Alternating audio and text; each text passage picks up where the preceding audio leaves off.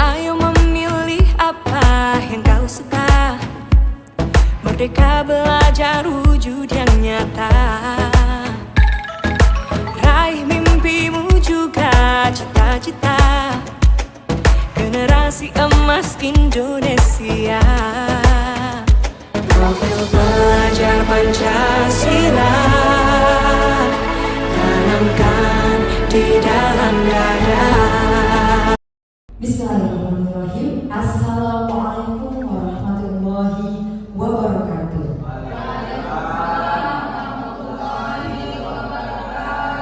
Selamat siang dan salam sejahtera untuk kita semua. Om Swastiastu, Namo Buddhaya, salam kebajikan. Adil Kak Talindo, Berjualan Kak Sarga, Basengan Kak Junata. Yang terhormat Kepala Sekolah SMA Negeri 1 Sungai Ambawang, Bapak M. Tahir SPD.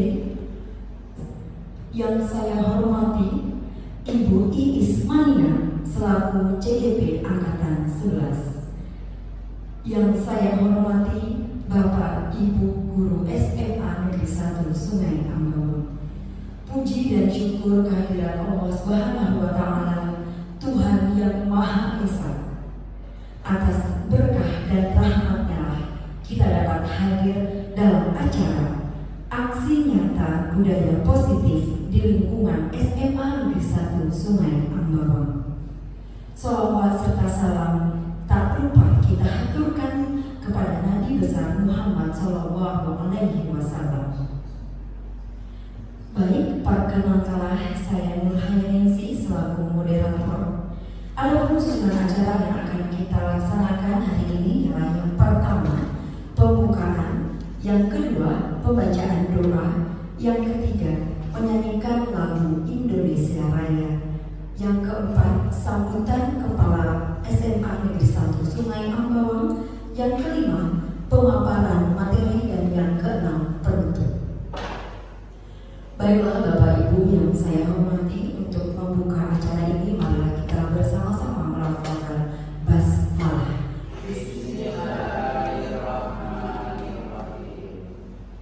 Alhamdulillahirrahmanirrahim. Baiklah Bapak Ibu, untuk acara supaya lancar, marilah kita bersama-sama membaca doa sesuai dengan keyakinan masing-masing. Berdoa, disilakan.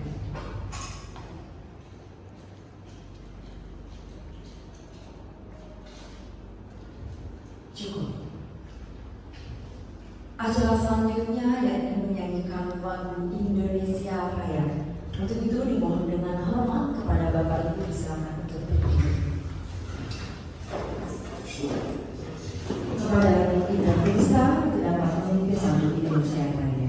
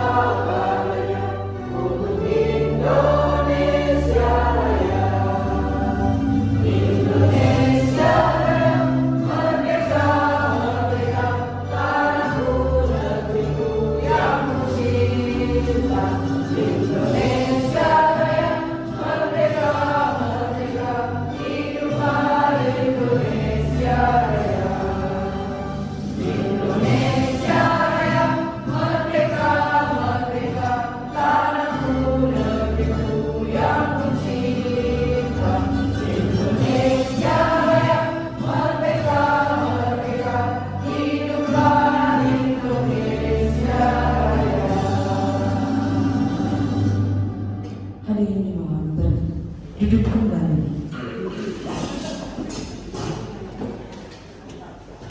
Baiklah Bapak Ibu hadirin yang kami hormati, acara selanjutnya dari sambutan dari Kepala SMA Negeri 1 Sungai Ambawang kepada Bapak Muhammad Tahir SPD, disilakan.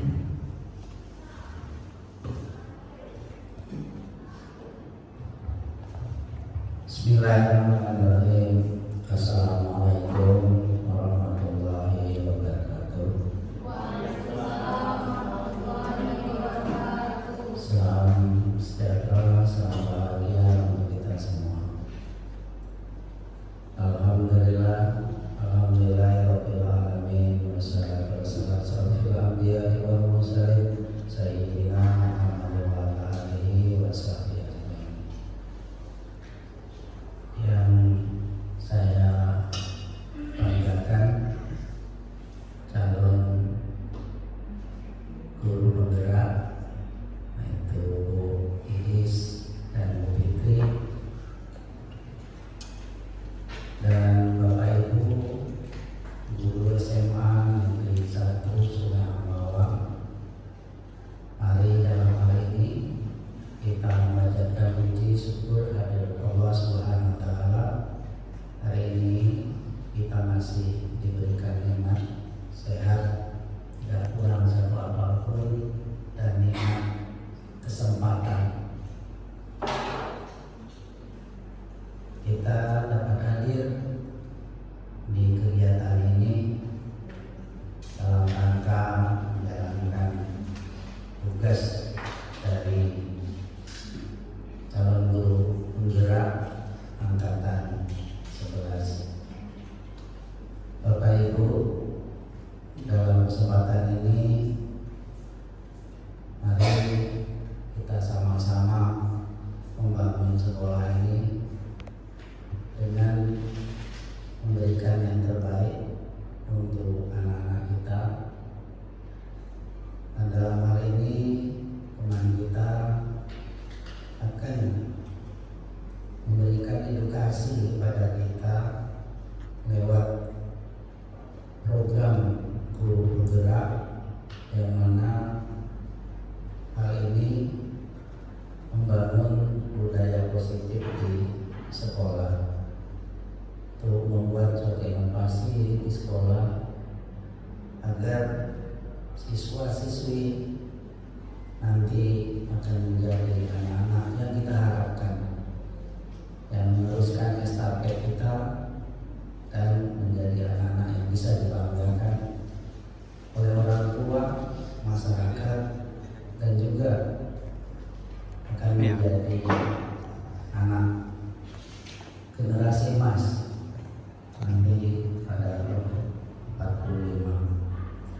Bapak Ibu calon guru penggerak yang saya hormati, kami dari pihak sekolah sangat mendukung sekali kegiatan guru penggerak ini, dan juga berharap semoga nanti di guru penggerak yang angkatan 12 kita lagi guru-guru kita di sini banyak yang akan lolos, mudah-mudahan, sehingga percepatan untuk kurikulum merdeka belajar yang dicanangkan oleh pemerintah dapat terlaksana, sehingga program-programnya disampaikan. Bapak Ibu, mari juga dalam kesempatan ini kita selaku warga sekolah memberikan motivasi, memberikan bantuan pada teman kita, dan mudah-mudahan juga nanti beliau berdua akan menjadi guru penggerak di SMA Negeri 1 Sungai Ambawang ini. Dan juga nanti kita dengarkan, tadi pun saya sudah diskusi sedikit, memang budaya sekolah ini perlu kita laksanakan, menjadikan suatu budaya di sekolah kita. rupanya selama ini ada sedikit kekeliruan kita, kadang-kadang seenaknya aja kalau ngomong dengan siswa, marahkan siswa kalau siswa tidak bisa mengerjakan, ataupun pada saat tidak bisa mengerjakan kita memberikan reward ataupun memberikan suatu motivasi, hanya satu orang mengabaikan yang lain. Sebenarnya itu akan merusak, menjadi budaya yang rusak di sekolah kita. Ibaratnya yang tidak diberikan hadiah atau reward itu merasa dia dikucilkan. Jadi kita selaku guru pandai-pandai untuk memberikan reward. Kalau bisa reward itu dikasihkan ke semua untuk memotivasi siswa itu. Dan juga jangan kita ngomong, woi kamu ini enggak tahu mengerjakan emang marah gitu. Enggak boleh. Dan kadang-kadang saking emosinya guru itu ngomongnya pun keluar yang enggak pantas dan enggak layak, atau dibilang kepala enggak juga ya, begitu kan. Kadang-kadang itu ini banyak kalau orang kampung ini kan gitu, udah marah. Tapi itu enggak boleh lagi. Nah, kita buatkan budaya yang baik sehingga menjadi hal yang memotivasi anak-anak kita, dan inilah nanti akan diprogramkan oleh teman kita yaitu Bu Iis dan Bu Fitri. Semoga sukses semua berdua, dan kita insya Allah warga sekolah akan membantu untuk mensukseskan itu. Terima kasih, mungkin ini hanya dapat disampaikan, lebih kurang mohon maaf, dan mudah-mudahan kegiatan di hari ini berjalan dengan baik dan lancar serta sukses untuk kita semua. Wabillahi taufiq wal hidayah. Assalamualaikum warahmatullahi wabarakatuh. Waalaikumsalam warahmatullahi wabarakatuh. Terima kasih Bapak atas kata sambutannya. Baiklah Bapak Ibu hadirin yang kami hormati, acara selanjutnya yakni pemaparan materi oleh Ibu Iis Mania. Kepada Ibu Iis Mania, silakan.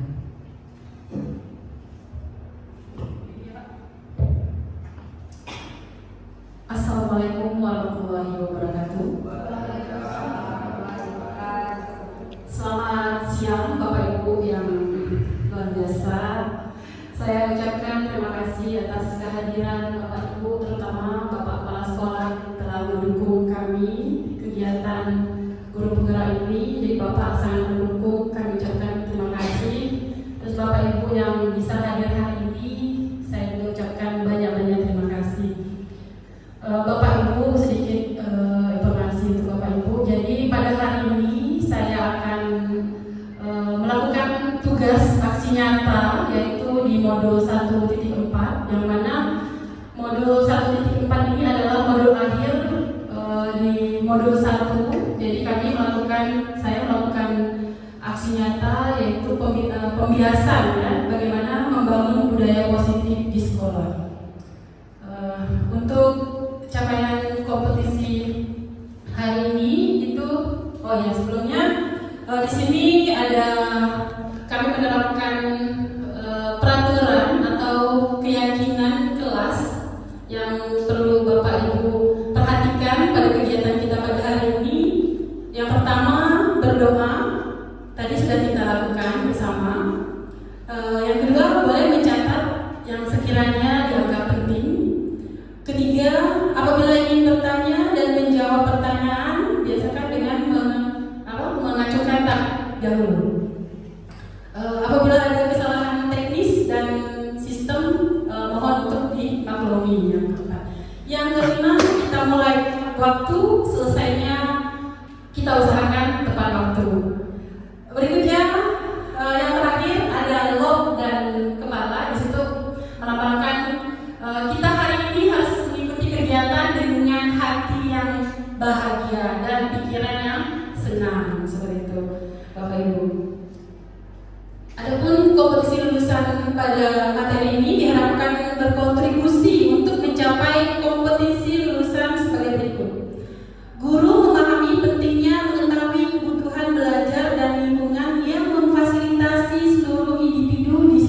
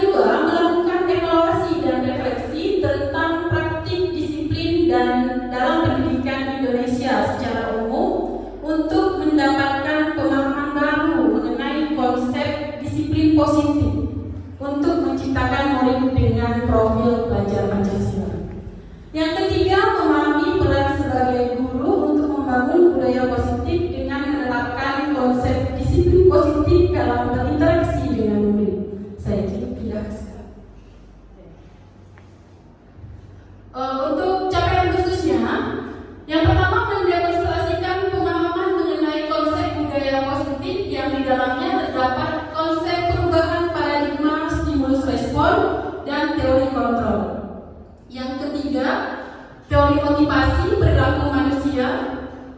Berikutnya motivasi internal dan eksternal, keyakinan kelas, hukuman dan penghargaan, 5 kebutuhan dasar manusia, 5 posisi kontrol guru, dan segitiga restitusi. Yang kedua, menerapkan strategi disiplin positif yang memerdekakan murid untuk menciptakan ekosistem sekolah aman dan berpihak pada anak. Yang ketiga, bersikap reflektif dan kritis terhadap budaya di sekolah dan senantiasa mengembangkannya sesuai kebutuhan sosial dan emosional murid. Bapak Ibu, biar tidak tegang, kita stripping dulu ya. Ini untuk melatih konsentrasi kita. Boleh diperhatikan di sini ada permainan tebak gambar, jadi supaya menghilangkan ketegangan. Ini santai aja kita, serius tapi santai ya Bapak Ibu. Tidak usah tegang-tegang, walaupun di video, tapi tidak usah tegang ya, santai. Di sini ada permainan, jadi nanti akan ditampilkan gambar nanti disusun menjadi sebuah kata dari itu. Nanti ada yang boleh menjawab ya. Kita sama-sama menebak gambar ini apa nanti jadinya, kata-kata apa. Oke, boleh dimulai? Bisa dimulai Bapak Ibu? Oke, semuanya?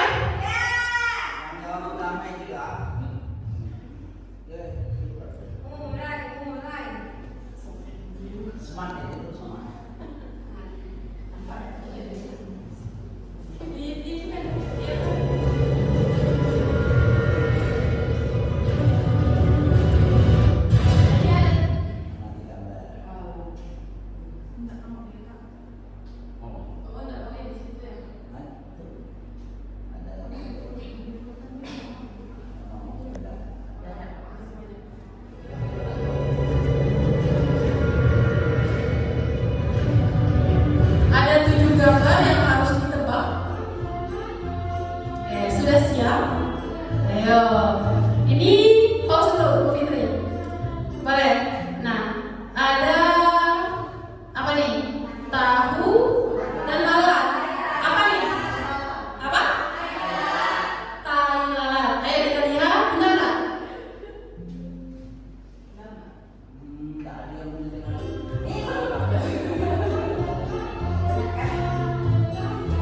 Iya.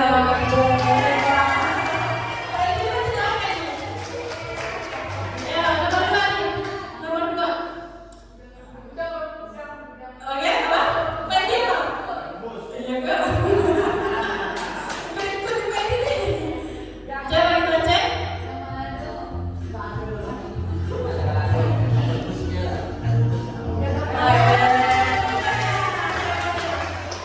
Ada yang ketiga. Ini. Oke. Coba kita cek.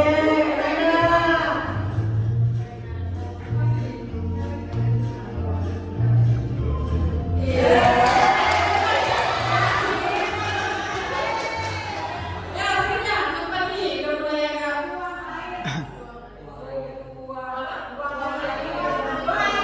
apa? Buang angin, ada buang air. Apa nih? Coba kita lihat.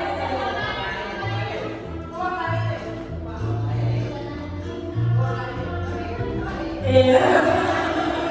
Buang air.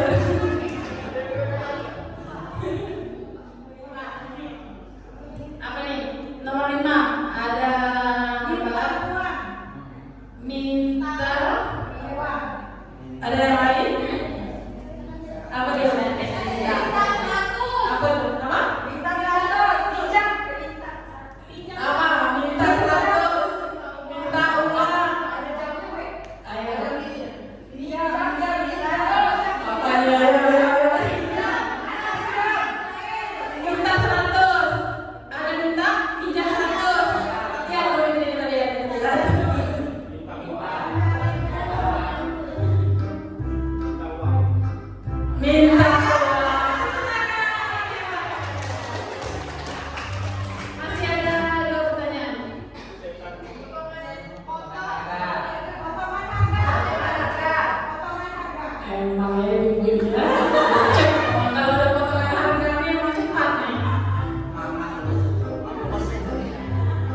Iya, betul. Satu pertanyaan terakhir.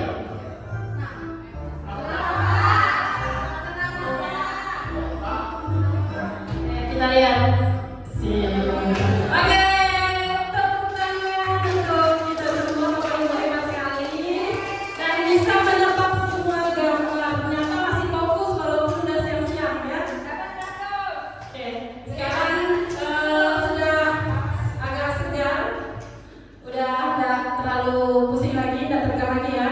Jadi saya harap tidak ada tegang ya, jadi santai aja Bapak Ibu. Sekarang kita berpendapat Bapak Ibu. Jadi nanti boleh siapa yang mau berpendapat tentang pertanyaan nomor 1 ini, pernyataan nomor 1 ini, setuju atau tidak setuju? Yang pertama, hukuman bisa mendisiplinkan anak atau siswa. Jadi silakan Bapak Ibu. Atau kita angkat tangan dulu lah. Ada yang setuju siapa? Boleh angkat tangan. Yang pertama, hukuman bisa mendisiplinkan anak atau siswa. Angkat tangan yang setuju. Ayo, yang setuju angkat tangan tinggi-tinggi. 1, 2, 3, 4, 5, 6, 7, 8, 9, 10, 11, 12. Hampir semua mengatakan setuju. Oke. Ada yang mau menyampaikan pendapat? Mengapa setuju? Boleh?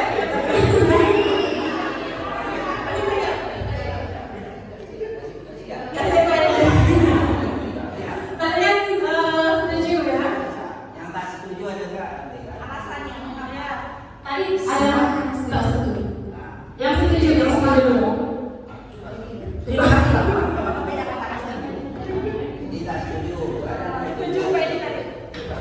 Oh, kalau tak setuju, berarti bukakan kenapa tak setuju dulu. Tak setuju nih, sama nih. Bukan. Setuju atau tidak setuju Bapak? Ini. Hukuman bisa mendisiplinkan anak atau siswa. Silakan buka pendapat. Saya sangat setuju. Sangat setuju. Tidak setuju. Tidak setuju. Nah, Bapak. Bagaimana?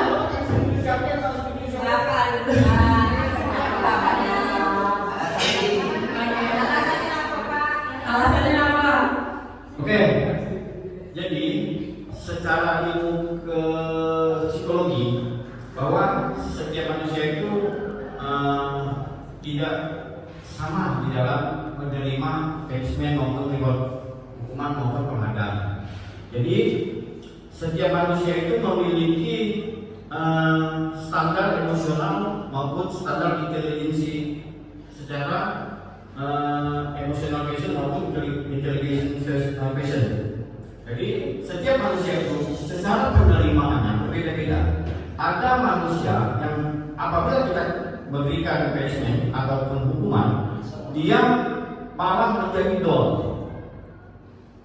Dan ada juga manusia yang apabila mendapatkan reward, dia akan menjadi bangga, bahkan bisa memunculkan motivasi pada diri dia. Jadi tidak selamanya hukuman itu bisa mendisiplinkan. Kenapa saya berbicara begitu? Karena yang pertama saya kalau psikologi, saya basic keilmuan saya seorang UBK dan memiliki keilmuan di bidang psikologi. Jadi manusia itu makin kita tekan, dia sebenarnya tidak, kalau bahasanya tidak semakin terima. Jadi manusia itu memiliki alam bawah sadar sebenarnya. Kenapa guru BK itu sangat dilarang sekali untuk menjadi kondisi sekolah? Karena itu memang salah di dalam keilmuan kami yang kami ampuh. Jadi kalau menurut keilmuan yang saya pelajari dan menurut pribadi saya bahwa hukuman itu tidak mampu, bukan hal yang mendasar yang bisa kita menjadikan acuan untuk kita mendisiplinkan anak. Ada pola-pola tertentu yang harus kita terapkan kepada anak. Seperti bagaimana seorang guru itu mampu menjadi tauladan bagi anak. Ya, dengan dia melihat saja dan kita ini intinya belajar bisa di mana saja. Kemudian kita juga tidak bisa memberikan punishment kepada anak bahwa kamu ini goblok, kamu ini bodoh. Tapi secara keilmuan tidak ada manusia yang bodoh. Menurut dasar pemikiran bahwa dari buku Albert and Gilbert itu bahwa pendidikan kecerdasan manusia juga ada 8 tidak ada yang bodoh selama manusia itu mengikuti pendidikan formal. Ya, tidak ada manusia itu yang bodoh. Tetapi itu ada bagian-bagiannya. Dan kecerdasan itu ada 8. Yang pertama kecerdasan linguistik. Selama dia mengikuti pendidikan secara formal, bahwa pasti dia memiliki kecerdasan linguistik. Apa itu kecerdasan linguistik? Itu kecerdasan dalam berbahasa. Ada juga namanya kecerdasan matematik, kecerdasan spasial, kecerdasan interpersonal, kecerdasan natural. Pokoknya ada 8 kecerdasan. Maka dari itu manusia itu tidak ada yang sama. Bahkan manusia itu termasuk makhluk yang apa istilahnya? Lupa saya. Pada dasarnya saya tidak setuju bahwa hukuman bisa mendisiplinkan anak. Terima kasih. Baik, terima kasih. Bapak Ibu luar biasa sekali pemahamannya tentang kedisiplinan ini. Memang ini spesialis sebenarnya guru BK ya. Tadi ada yang angkat tangan setuju, mungkin dari Bu Uti bisa menyampaikan. Terima kasih. Seperti saya menginginkan dari Pak Edi, jelas-jelas dalam agama kita itu juga ada kan, kalau misalnya dari kecil sampai umur 7 tahun atau sampai 10 tahun kalau memang kita kasih tahu masih bisa, kalau tidak bisa kan mesti pakai hukuman. Artinya dalam agama itu dibolehkan. Yang penting hukuman itu jangan sampai melukai. Tapi hukuman itu adalah dalam rangka untuk mendidik anak menjadi lebih disiplin. Jadi saya mengacu ke situ, makanya saya setuju hukuman itu juga harus ada sepanjang tidak membuat anak itu menjadi lebih brutal. Saya pikir itu. Terima kasih.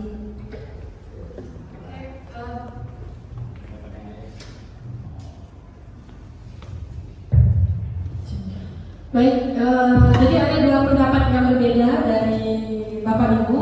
Tentunya pendapat dari Bapak Ibu itu adalah pengalaman kita pribadi ya. Baik, untuk yang poin 2 dan 3 saya rasa sama. Ini berupa hukuman juga.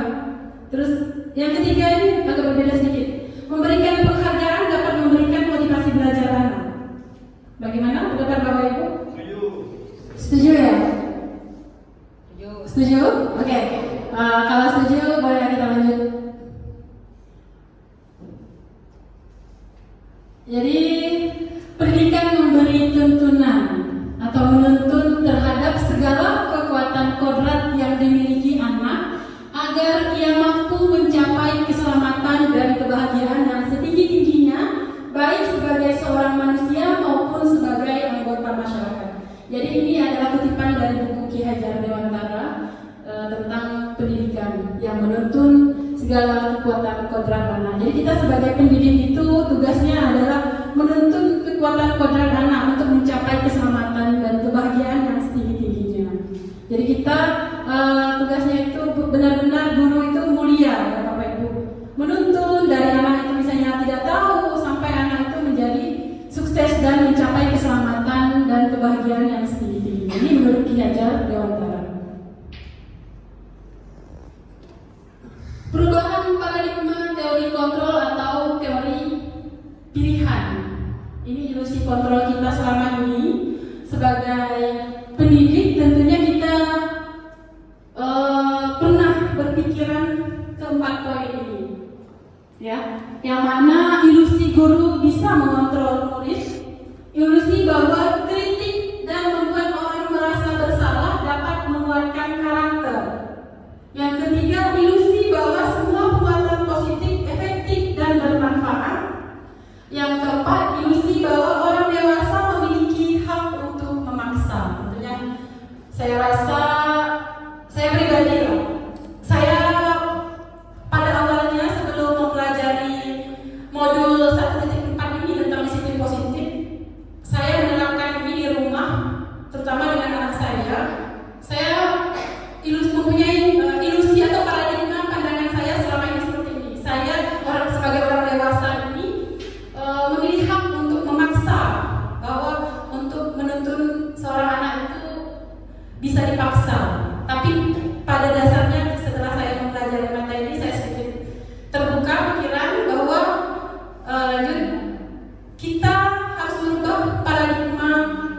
dari stimulus respon tadi ini, yang ada ilusi-ilusi yang tadi kita anggap pandangan kita itu tidak benar, tapi ternyata siapa sesungguhnya yang memiliki kontrol pada diri seseorang atau pada diri manusia itu? Ternyata Bapak Ibu, pada mulanya kita mencoba mengubah orang agar berpandangan sama dengan kita, ternyata kita sebenarnya tidak bisa seperti itu. Kita harus berusaha memahami pandangan orang tentang dunia. Kita tidak bisa merubah orang agar sama pandangannya dengan kita. Jadi kita itu hanya bisa memahami. Jadi kita meluaskan hati kita, menerima lah kata orang Jawa ya. Jadi seperti itu. Perilaku buruk yang kedua, perilaku buruk dilihat sebagai suatu kesalahan. Padahal semua orang seharusnya kita berpikir seperti ini Bapak Ibu. Semua perilaku memiliki tujuan. Jadi semua orang melakukan kesalahan itu pasti ada tujuannya, tentunya. Jadi kita harus lihat di situ. Kita harus selalu berpikiran positif. Jadi menjadi sebagai pendidik ini harus positif vibes kata orang sekarang ya. Jadi seperti itu. Orang lain bisa mengontrol saya, tapi ternyata hanya Anda yang bisa mengontrol diri Anda. Jadi kita ubah pandangan kita. Yang pada mulanya misalnya orang lain bisa mengontrol Anda. Misalnya Bapak Ibu, saya datang ke sekolah nih, karena saya takut nih Pak Tahir libur saya. Saya datang ke sekolah, takut saya dipanggil Pak Tahir. Berarti kan saya dikontrol oleh kepala sekolah. Jadi bukan kawan saya sendiri yang datang ke sekolah. Sebenarnya tidak bisa seperti itu. Hanya kita sendiri lah yang bisa mengontrol diri kita. Pemaksaan ada pada saat rujukan gagal. Ini sering sekali saya lakukan juga pada awalnya, termasuk di rumah dan dengan siswa. Awalnya dulu selalu memaksa siswa, kalau pertama memang dibujuk dulu nih, kerjakan ya tugasnya misalnya, ibu kasih waktu spesial misalnya. Terus lama-lama siswa itu tidak kerjakan, ya setelah dibujuk tidak dikerjakan dan saya paksa, diancam dengan ancaman. Ternyata kita sebenarnya tidak bisa seperti itu. Kita harus merubah pandangan kita dengan cara bagaimana kita menghadapi siswa itu, dengan cara berkolaborasi, bekerja sama dengan siswa dan menerapkan konsekuensi, menciptakan pilihan-pilihan baru dengan siswa. Jadi kita berkolaborasi dengan siswa itu menciptakan apa sih tujuan belajar mereka, misalnya kita ajak diskusi seperti itu. Nah, terus ada model berpikir menang kalah selama ini kan. Kalau kita udah berhasil mengatur anak itu dan anak itu mengikuti kita menang kan? Itu dia seperti itu pikirannya. Seharusnya kita harus selalu berpikir tidak ada yang menang kalah, tapi semuanya harus menang. Jadi baik anak itu, baik kita sama-sama menang dan berhasil. Nah, ada lagi pernyataan. Disiplin bisa menumbuhkan budaya positif. Setuju Bapak Ibu? Tentunya setuju ya, karena ini berhubungan dengan budaya positif, tentunya harus dilakukan dengan disiplin. Nah, makna di sini dari tadi ini udah berbicara tentang disiplin. Kira-kira Bapak Ibu mungkin udah tahu nih makna disiplin yang ada di pikiran Bapak Ibu. Apa makna disiplin yang selama ini Bapak Ibu pikirkan? Ada yang mau berpendapat? Jadi makna disiplin di sini ini dalam rangka menciptakan lingkungan positif, salah satu strategi yang perlu kita tinjau adalah penerapan disiplin di sekolah. Apakah telah efektif? Apakah masih perlu ditinjau kembali? Apa sesungguhnya arti dari disiplin itu sendiri? Apa kaitannya dengan nilai-nilai kebajikan? Mari kita bahas makna disiplin dan nilai kebajikan. Tapi sebelumnya saya ingin mendengarkan pendapat Bapak Ibu, pandangan Bapak Ibu tentang kata disiplin ini. Apa sih itu disiplin? Baik Bapak Ibu, siapa yang mau berpendapat tentang disiplin?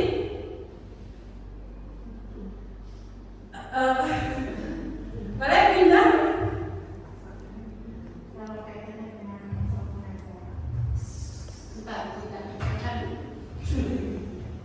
Nah, pastinya kita punya pandangan sebenarnya gini kan. jam mengajar kita jam 7, otomatis kita harus datang tepat waktu. Jangan anak harus datang tepat waktu, tapi gurunya 7.15, kecuali kalau gurunya yang masuk siang. Terus udah gitu, pada saat berbunyi, guru-guru tuh jangan sampai ya lewat 15 menit, 20 menit gitu. Itu mungkin yang salah satunya kalau dalam hal kita kan tenaga pendidik kan, jadi seperti itu mungkin yang bisa saya sampaikan. Baik, ada lagi? Bapak yang lain?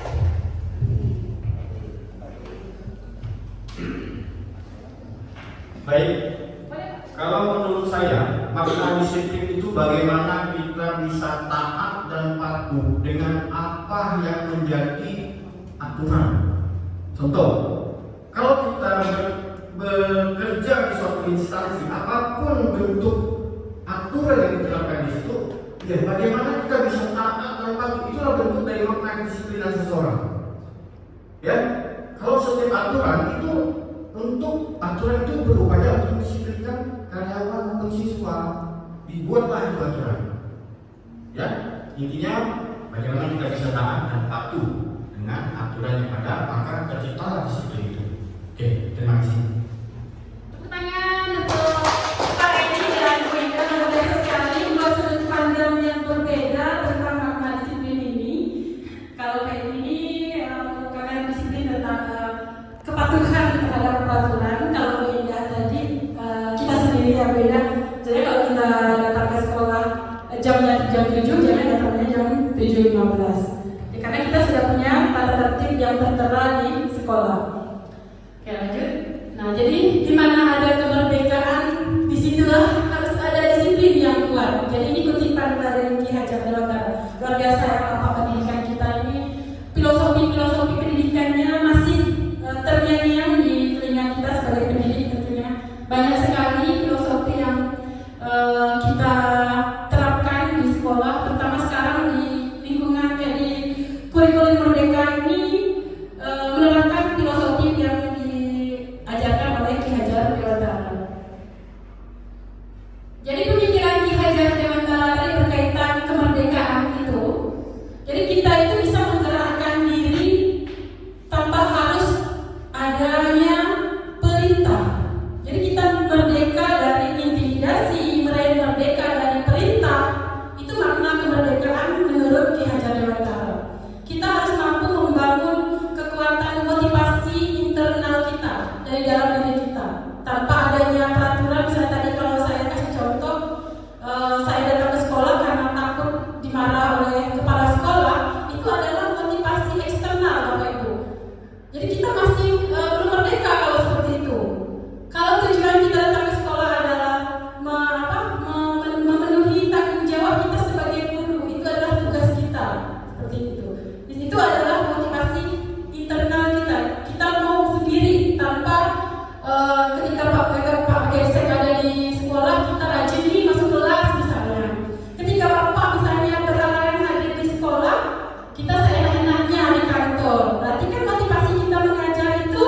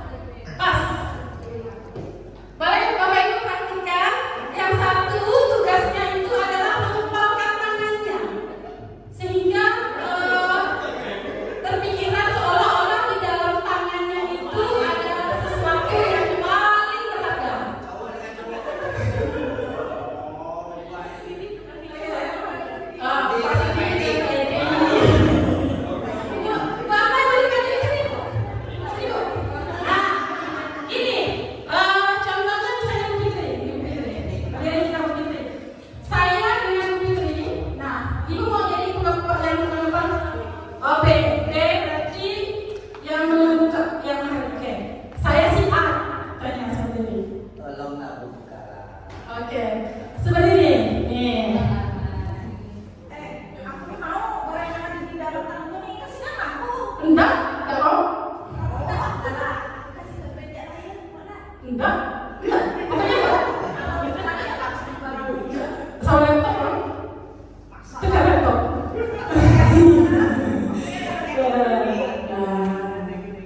Oke, seperti itu Bapak Ibu.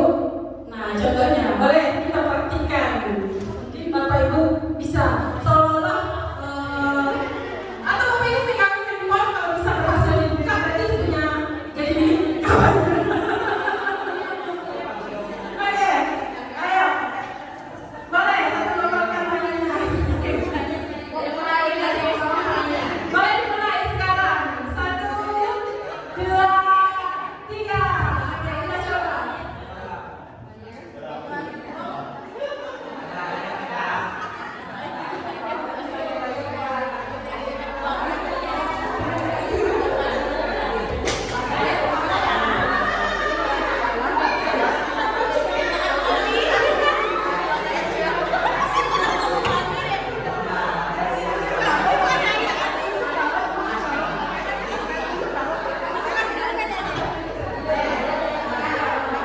Gimana Bu Maya?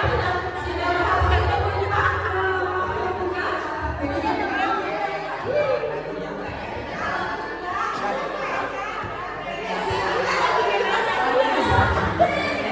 Ternyata Bu Maya bersikeras tidak mau Bu membuka. Oke, ternyata itu. Oke, boleh selesai. Tepuk tangan. Nah, Bapak Ibu, mari mencerna kegiatan kita tadi. Apakah Anda atau B membuka kepalan tangan Anda? Kepalan tangan teman Anda? Mengapa? Apa alasan Anda atau B membuka kepalan tangan teman Anda? Tadi mengapa? Apa sih niatnya? Apa tadi? Menginginkan sesuatu. Nggak ada karena diperintahkan kan? Tadi kan saya yang nyuruh. Nggak ya? Tadi karena menginginkan sesuatu milik punya temannya. Bisa tadi ya? Oke.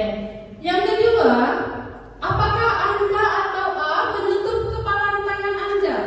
Mengapa? Tadi kan ada kayak Bu Maya. Tadi tetap menutup Bu Wiwi tadi ya. Tetap menutup tangannya. Apa alasannya? Tidak Bu Wiwi. mempertahankan. Tadi kan mempertahankan kepala itu tadi. Alasannya, apa yang sudah saya dapat, menurut saya seperti juga bisa memiliki yang mereka inginkan dengan usahanya sendiri, dengan tidak merebut hak yang sudah dimiliki oleh orang lain. Mantap. Tadi Bu Wiwi berperan sebagai si A kan? Oke. Terus tadi siapa yang berperan sebagai B? Nabila. Nah, Nabila itu apa tadi alasannya mengapa mau buka tuh maksa tuh sampai maksa Bu Wiwi? Karena menginginkan sesuatu dari teman saya. Oke. Apa itu? Permen kayaknya. Lagi baik Bapak Ibu. Jadi dalam kegiatan ini sungguhnya siapa yang memegang kendali atau kontrol untuk membuka atau menutup kepalan tangan? Siapa yang memegang kendali? Ternyata diri sendiri ya. Nah, kalau kita mau buka, ternyata kita sendiri. Walaupun gini, walaupun dihardik, kalau memang kita tidak mau buka, apapun terjadi, walaupun kata orang tua dibunuh pun, tidak bakalan mau. Jadi seperti itu. Jadi kontrol dalam diri kita itu adalah diri kita sendiri. Nah, Bapak Ibu, dari tadi kita udah bahas tentang budaya positif yang berhubungan dengan nilai-nilai kebajikan universal. Di sini apa saja nilai-nilai kebajikan universal itu? Jadi nilai-nilai kebajikan universal itu adalah sifat-sifat positif manusia yang merupakan tujuan mulia yang ingin dicapai setiap individu. Nilai-nilai tersebut bersifat universal dan lintas bahasa, suku, bangsa, agama maupun latar belakang. Ini setiap perilaku perbuatan memiliki suatu tujuan. Ini pendapat dari Dr. William Glasser daripada teori kontrol. Dengan mengaitkan nilai-nilai kebajikan yang diyakini seseorang, maka motivasi instrinsiknya akan terbangun. sehingga menggerakkan motivasi dari dalam untuk dapat mencapai tujuan mulia yang diinginkan. Ini Diane Gosson. Jadi antara Diane Gosson dan Dr. William Glasser ini sama-sama mengemukakan tentang bagaimana teori motivasi dan teori kontrol. Terus nilai-nilai kebajikan yang ingin dicapai oleh setiap anak Indonesia kita kenal dengan profil pelajar Pancasila. Jadi setiap sekolah sekarang yang menerapkan, mengimplementasikan kurikulum Merdeka, tentunya di visi sekolahnya itu sudah mencantumkan siswa yang memiliki karakter profil pelajar Pancasila. Yang mana karakter yang ingin dicapai adalah ada 6 elemen di sini: beriman, bertakwa kepada Tuhan Yang Maha Esa dan berakhlak mulia, mandiri, bernalar kritis, berkebinekaan global, bergotong royong, dan kreatif. Nah, ini teori motivasi perilaku manusia dari tadi menurut Diane Gosson. Untuk menghindari motivasi eksternal di sini, untuk menghindari ketidaknyamanan atau hukuman, apa yang akan terjadi apabila saya tidak melakukannya.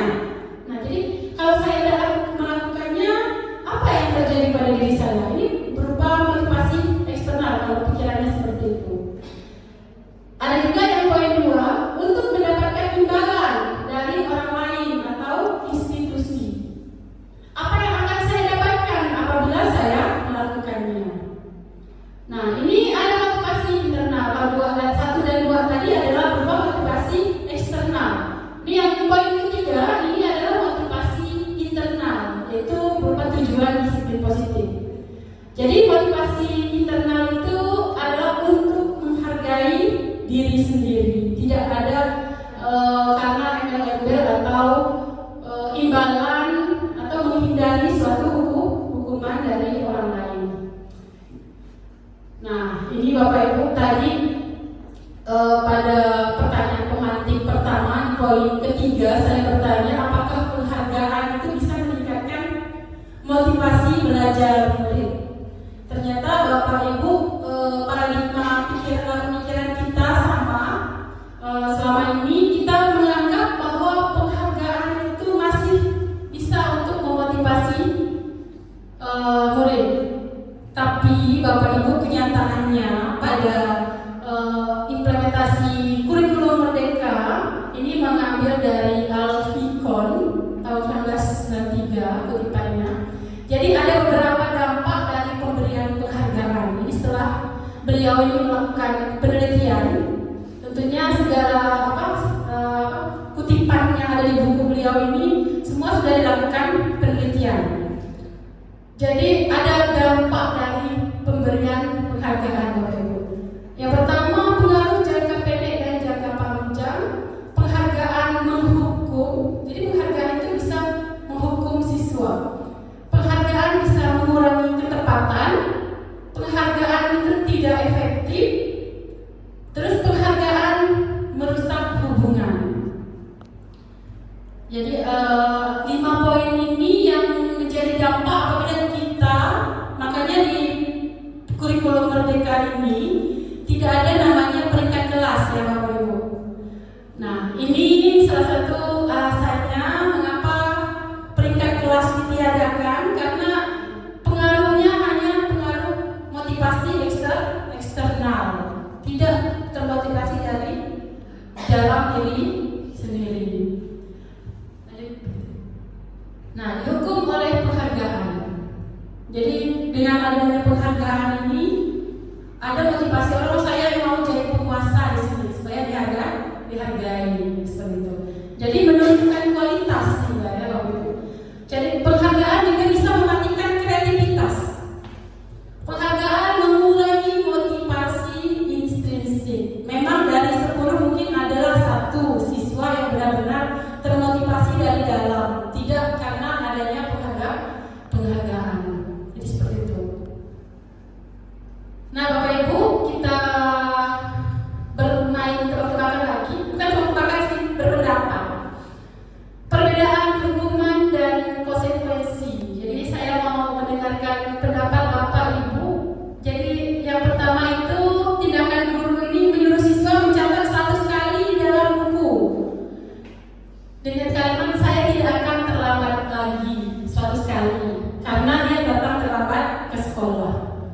Menurut Bapak Ibu, ini hukuman atau konsekuensi? Hukuman atau konsekuensi? Coba yang jawab hukuman boleh angkat tangan. Bapak hukuman. Oke, Bapak satu lagi. Jadi ya nggak apa-apa. Konsekuensi atau hukuman? Tidak apa-apa ngomong aja Bapak Ibu. Kayaknya sudah lagi. Minum dulu airnya Bapak Ibu. Terus tegang, santai. Mencatat 100 kali di dalam buku. Saya tidak akan terlambat lagi karena terlambat ke sekolah. Tadi ini tanda kutipnya ya. Jadi yang dicatatnya itu saya tidak akan terlambat sekali lagi sebanyak 100 kali. Misalnya guru piket tadi nih, Nabila ini biasa kayak gitu nih. Nabila nih kalau piket itu semua anak nih catat katanya, nyariin 100 kali kalimat. Saya tidak akan terlambat lagi. Ini hukuman atau konsekuensi? Hukuman atau konsekuensi? Oke, boleh lihat Bu Fitri?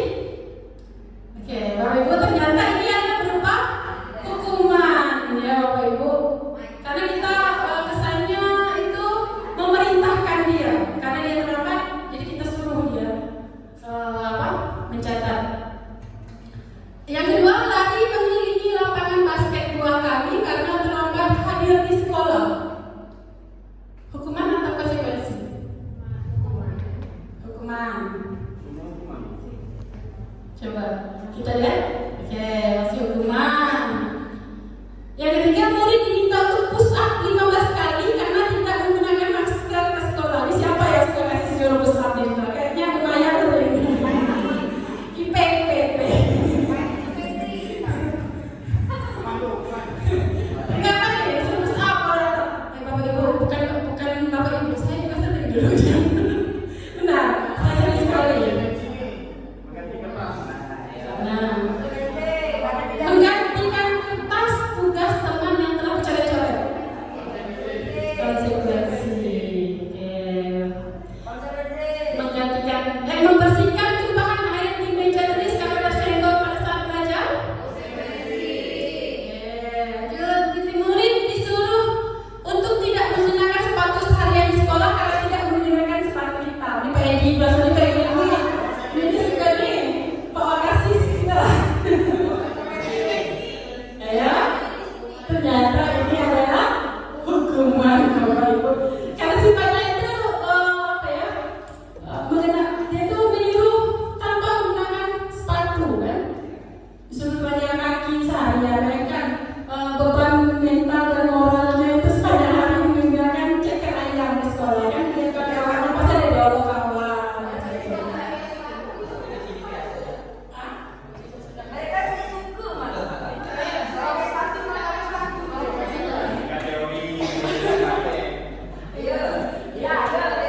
Yang berikutnya, lari mengelilingi lapangan basket 2 kali karena terlambat 10 menit untuk pelajaran PJOK. Hukuman ya? Konsekuensi. Nah, Bapak Ibu yang perlu kita garis bawahi, ternyata ada yang bersifat yang kita anggap hukuman di konteks yang berbeda. Ternyata di konteks yang berbeda pula bisa menjadi konsekuensi. Kenapa di mapel PJOK ini bisa menjadi konsekuensi lari mengelilingi lapangan basket? Karena memang konteks pembelajarannya adalah olahraga. Ya, jadi seperti itu. Kalau saya tadi pelajaran geografi, tidak boleh itu dulu anak-anak keliling lapangan ataupun push up. Apalagi Bu Indah kali kan. Pelajaran matematika, karena kita bukan guru olahraga. Terus misalnya kalau di eskul, boleh Bapak Ibu eskul futsal, eskul paskibraka dengan tujuan untuk memang itu udah konteksnya ya Bapak Ibu. Jadi tidak selamanya yang selama ini kita pikirkan kan tidak boleh nih nyuruh anak-anak push up, tidak boleh nyuruh anak-anak berhukuman fisik karena ada kita isi AMPK kalau salah itu ya. Ini sebenarnya perlu disampaikan ke siswa. Kalau guru olahraga menghukum karena tidak terlambat masuk kelas pada saat jam olahraga, itu boleh. Suruh ke lapangan, suruh itu misalnya, asal konteksnya sesuai dengan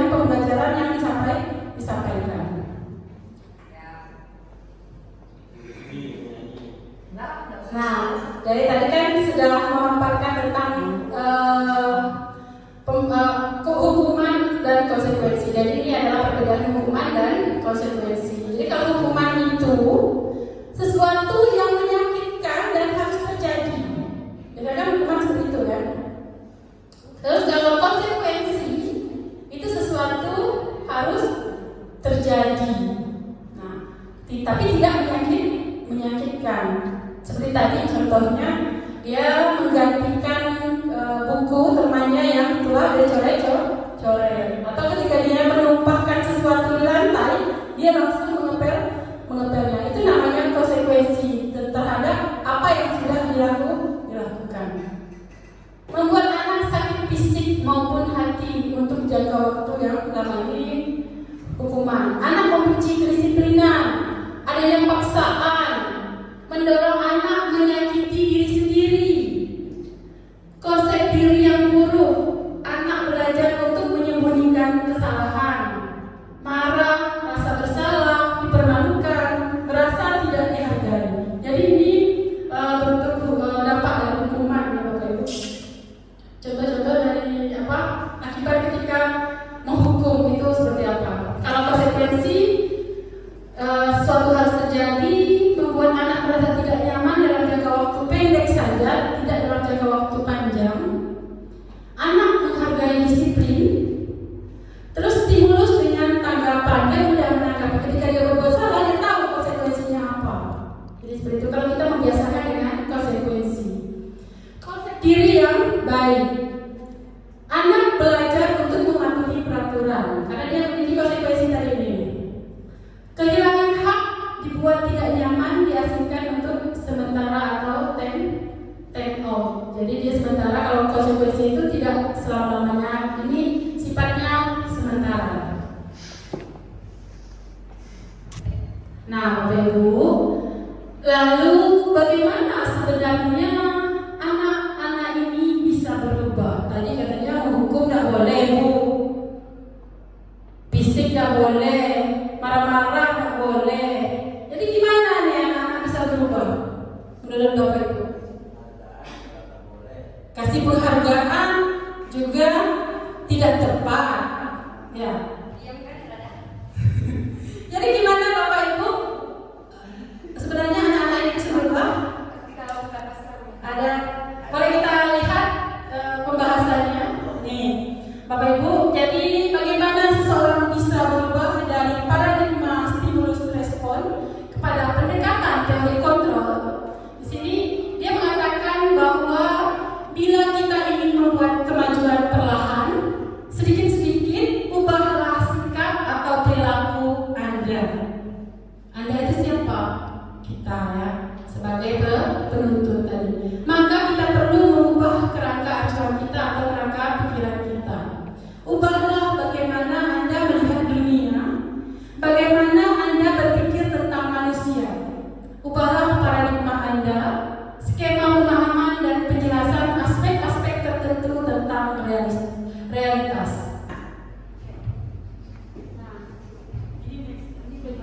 Tadi udah ya. Lalu apa kaitannya dengan budaya positif? Budaya positif di sekolah adalah suatu kebiasaan yang bernilai positif, di dalamnya mengandung nilai kebajikan yang mampu menumbuhkan karakter murid. Itu tadi karakter pelajar Pancasila. Oke, ini ada profil pelajar Pancasila, ada elemen tentunya kita sebagai pendidik sudah sangat familiar dengan 6 elemen ini. Yang pertama, beriman bertakwa kepada Tuhan Yang Maha Esa dan berakhlak mulia. Jadi karakter pertama inilah yang mau kita tanamkan ke anak didik kita. Yang mana saya juga sering sekali di kelas menyampaikan bahwa pentingnya adab di atas ilmu. Ya, jadi pendidikan itu dimulai dari adab. Barulah kita menuntun dia menjadi orang yang berilmu. Makanya elemen dalam profil pelajar Pancasila itu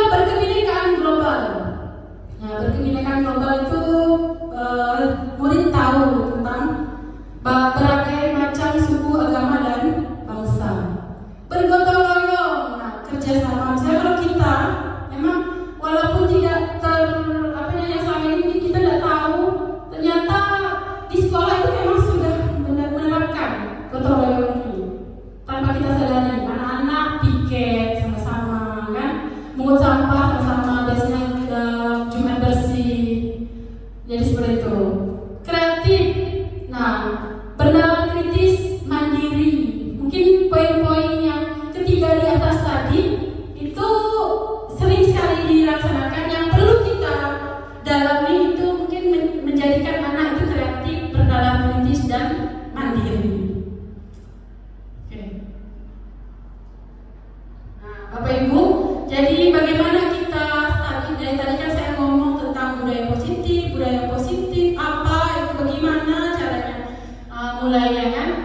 Nah, jadi budaya positif ini bisa dimulai dengan menyepakati nilai kebajikan yang akan diyakini bersama. Dalam hal ini berupa keyakinan kelas. Keyakinan kelas dibuat bersama, diyakini bersama, dan dilaksanakan bersama. Jadi Bapak Ibu, keyakinan kelas ini yang mungkin selama ini sudah kita terapkan, namanya itu kesepakatan kelas. Tapi mungkin kalau kesepakatan kelas ini lebih banyak kita guru yang nulis nih, ibu nih mau nih buat kayak gini kesepakatan kelas kita nih. Kalau saya sering kayak gini. Ini ibu ada aturan kelas kita, tak boleh terlambat. Misalnya, kerjakan mengumpulkan tugas tepat waktu, tidak boleh ganggu kawan. Saya selalu ngomong kayak gitu. Berkata yang baik, bertingkah laku yang berpakaian yang rapi. Saya itu kesepakatan kelas saya, seperti itu. Kalau dulu saya selalu menggunakan bahasa yang seperti itu. Tidak boleh, jangan. Ternyata Bapak Ibu, di keyakinan kelas kita itu poin utama yang harus kita lihat dalam keyakinan kelas ini. Kita usahakan menggunakan kata-kata positif. Supaya tujuannya apa? Supaya hasilnya juga positif. Dimulai dengan misalnya kalau itu tidak datang terlambat, kita ganti dengan kata-kata positif. Misalnya contohnya datang tepat waktu. Jadi di keyakinan kelas itu sebisa mungkin jangan atau tidak itu dihilangkan. Nah, terus di keyakinan kelas ini apa yang harus kita lakukan? Bukan guru yang menentukan keyakinan kelas, tetapi siswalah yang menentukan sendiri hal apa yang diyakininya dia mampu lakukan di kelas kita. Misalnya ditulis semua boleh, bisa di awal masuk kan biasanya nih kalau keyakinan kelas dibuat untuk mapel geografi. Kalian gimana nih, maunya seperti apa pembelajarannya? Gimana? Bu, kami mau serius tapi santai, boleh makan permen, tidak boleh ganggu kamu. Pasti banyak tuh anak-anak yang ngomong seperti itu. Bu, tidak boleh datang terlambat, tidak boleh pulang terlambat, kata mereka. Pasti gitu tuh. Tidak boleh pulang terlambat. Lakukan tidak boleh datang terlambat. Tidak boleh datang terlambat. Nah, kata-kata anak-anak itu kita boleh tahu semua. Nanti baru kita ada nilai-nilai kebajikan apa yang akan kita sepakati di kelas itu guna untuk meyakinkan siswa itu supaya melakukan keyakinan kelas itu, tidak melanggar keyakinan kelas itu. Kita ubah kata-kata anak itu, kita tampung semua. Misalnya bisa dengan kata-kata tadi kan banyak yang tidaknya lah. Misalnya intinya kalau keyakinan kelas ini yang menyepakatinya adalah guru dan siswa, bukan hanya untuk guru sendiri. Kalau kita sepakat tidak boleh terlambat di kelas, kita guru juga ada konsekuensinya seperti itu. Kalau kita berani dengan siswa, saya seperti itu. Kita harus meyakini juga bahwa kita bisa melakukan keyakinan kelas bersama dengan murid-murid kita. Jadi kita bukan hanya menyuruh siswa, memerintah siswa, tetapi kita juga memberikan contoh yang nyata untuk siswa. Oke.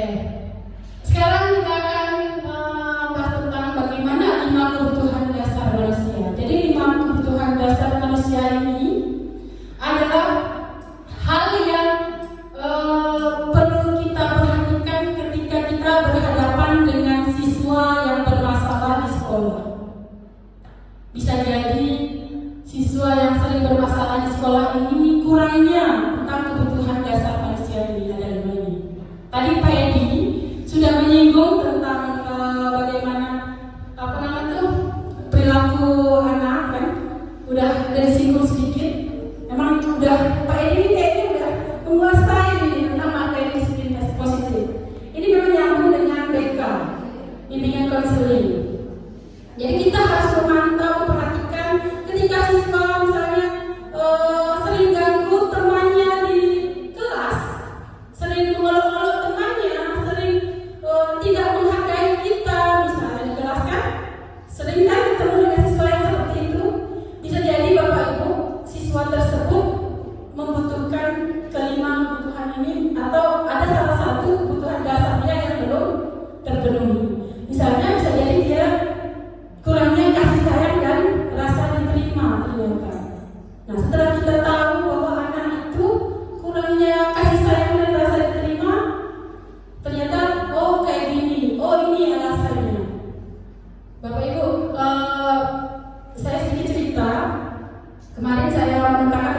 kelas 12 IPS 2 karena saya di awal pembelajaran kemarin bukan sih melakukan tes diagnostik tapi meminta anak bercerita tentang, saya penasaran sekali nih kenapa di kelas 12 IPS 2 ini luar biasa ya, memang anaknya itu ternyata banyak dari latar belakang keluarga yang broken home. Nah, saya sampai begitu saya baca nama saya ngomong nangis di rumah tuh. Baca cerita mereka benar-benar sedih. Jadi makin banyak saya lakukan pendekatan dengan mereka. Hampir 50% ke atas anak korban broken home ternyata. Saya jadi apa ya, terharu gitu. Ternyata selama ini kita anggap mereka itu suka nyakitkan kita. Ternyata permasalahan mereka itu lebih berat dari apa yang kita rasakan. Jadi pentingnya kita itu memahami kondisi siswa itu seperti apa. Oke, sebenarnya kita perlu tuh kayak itu biar kita ada rasa, muncul rasa empati. Anak itu ketika dimarah-marah terus tidak ada hasilnya. Contoh di kelas 11 IPS 2 dulu. Di kelas 11 saya sering sekali ngomel dengan anak kelas 11 IPS 2. Ada buah mutiara, kita mutiara. Nah, di kelas 11 IPS 2 saya marah terus tuh. Dan sekarang di kelas 12, semenjak saya menerapkan udah mempelajari ini, alhamdulillah saya akan kurang. Karena saya udah latar belakang mereka nanya ini gimana gitu. Jadi udah ketemu permasalahannya, ternyata seperti itu. Itu baru satu kelas yang saya terapkan seperti itu. Gimana kalau kita semua guru kita menerapkan mengimplementasikan budaya positif ini di sekolah, tentunya kemungkinan tujuan pendidikan kita bisa tercapai. Oke, lanjut. Nah, ini kebutuhan dasar manusia bertahan hidup. Jadi kebutuhan bertahan hidup ini sifatnya fisiologis. Jadi misalnya dia membutuhkan kesehatan, rumah yang nyaman, dan makanan yang cukup. Jadi apabila seorang anak memiliki kekurangan kebutuhan ini, dia tidak merasa ada ini pada kehidupannya, kemungkinan anak itu akan menjadi anak yang nakal menurut kita ya, yang biasanya kita nakal, mengambil hak orang lain, mengambil misalnya pulpen punya kawannya, mengambil pokoknya yang dia tidak punya diambil dari punya kawannya. Rata-rata anak yang kayak gitu dia orangnya tidak mampu atau kurangnya dari segi perekonomian. Terus ada kurang kasih sayang dan rasa diterima. Kebutuhan yang bersifat psikologis, kebutuhan untuk disayangi, hubungan koneksi sosial, dan kebutuhan untuk menjadi bagian kelompok. Nah, jadi kalau anak-anak yang kurang kasih sayang inilah yang sering sekali kita hadapi di kelas, yang sering caper kita kan, sering ngomong cara-caranya di kelas itu anak yang seperti ini, Bapak Ibu.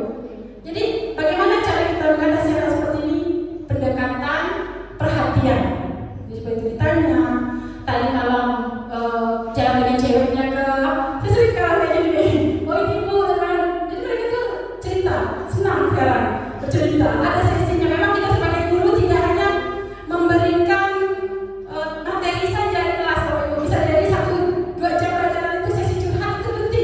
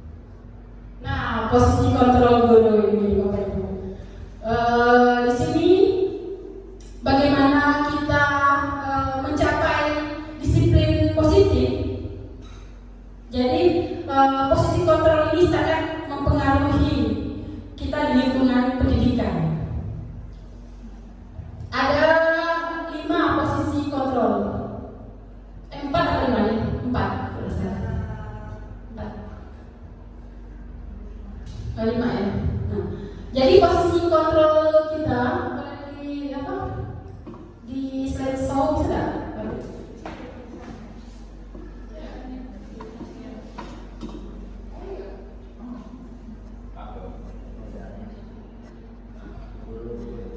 Nah, mungkin Bapak Ibu bisa difoto dan di zoom, boleh. Di sini posisi kontrol guru yang ada pertama penghukum, pembuat orang merasa bersalah, guru sebagai teman, pemantau dan manajer. Ketika guru menjadi posisi menempati dirinya menjadi posisi kontrol penghukum, guru itu berbuat menghardik, menunjuk, menyakiti dan menyindir. Ini yang sering dilakukan kan kalau menjadi penghukum. Terus guru itu berkata misalnya, kalau kamu tidak melakukannya, saya akan misalnya menghukum kamu, saya akan menyuruh kamu berlari, menyuruh kamu pulang ke rumah, atau saya akan mengharapkan kamu, misalkan seperti itu. Itu posisi kontrol guru penghukum. Hasilnya apa Bapak Ibu ketika guru menerapkan posisi kontrol ini? Anak menjadi pemberontak, pendendam, dan menyalahkan orang lain.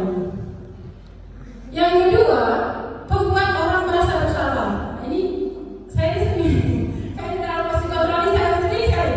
Saya merasa tertampar sekali ketika saya mengikuti CGP ini. Ternyata hal yang saya lakukan selama ini itu ternyata belum tepat menjadi seorang guru. Saya sering malah membuat anak itu menjadi merasa bersalah, sering menghukum, dan sampailah ke teman. Begitu juga saya menghukum mereka, begitu juga saya bujuk mereka, gitu, kayak gitu. Jadi seperti itulah. Untuk membuat orang merasa bersalah, ini guru biasa berceramah, menunjukkan kekecewaan mereka, walaupun dengan kata-kata yang halus misalnya. Kamu sudah mengecewakan ibu atau bapak. Itu kata-kata guru yang sering kalau kita membuat siswa itu merasa bersalah. Terus apa hasilnya? Menyembunyikan atau menyangkal atau berbohong. Jadi murid itu sehingga menjadi takut untuk berkata jujur kepada kita. Ini menuju ke identitas gagal, penghukum dan pembuat orang merasa bersalah. Terus perilaku kontrol positif, teman, pemantau. Kalau teman itu membuat alasan untuk murid-muridnya. Guru berkata, lakukan untuk Bapak Ibu ya, sudah nanti Bapak Ibu bantu bereskan. Tolong ya nanti untuk Ibu, tolong ya hargai Ibu, misalnya kayak gitu. Kita biasa ngomong kayak gitu kan. Nah itu kita memposisikan kita sebagai teman ternyata Bapak Ibu. Jadi hasilnya apa? Anak-anak itu ketergantungan dengan kita, tidak mandiri. Kalau kita tidak pujuk dia tidak melakukan. Posisi kontrol berikutnya sebagai pemantau. Nah, kalau pemantau ini kita selalu ngecek nih, kamu nih udah berapa kali melakukan kesalahan. Kita sampai ingat nih, apa anak ini berapa puluh kali udah terlambat. Nah, itu kita sebagai pemantau. Terus selalu kita mengingatkannya, apa peraturannya. Kemarin kan udah diingatkan misalnya kayak Wakasis nih, sering sekali keliling kan. Nah, ini Wakasis ini udah memposisikan dirinya sebagai pemantau, selalu mengingatkan siswa tentang peraturan-peraturan yang ada dan konsekuensinya apa. Ketika berkeliling, misalnya kan udah ada tertentu nih, kalau rambutnya itu boleh digunting. Oke, lanjutnya hasilnya itu sifat siswa itu menyesuaikan. Apabila diawasi dia bagus, kalau tidak diawasi mungkin bisa terjadi sesuatu yang lain. Berikutnya posisi kontrol manager, mengajukan pertanyaan, apa yang kita yakini, apa kamu meyakini hal tersebut? Kalau kamu meyakininya, kamu yakin kamu bisa memperbaikinya. Kalau kamu memperbaikinya, jadi kira-kira hal tersebut akan menggambarkan apa tentang dirimu. Nah, jadi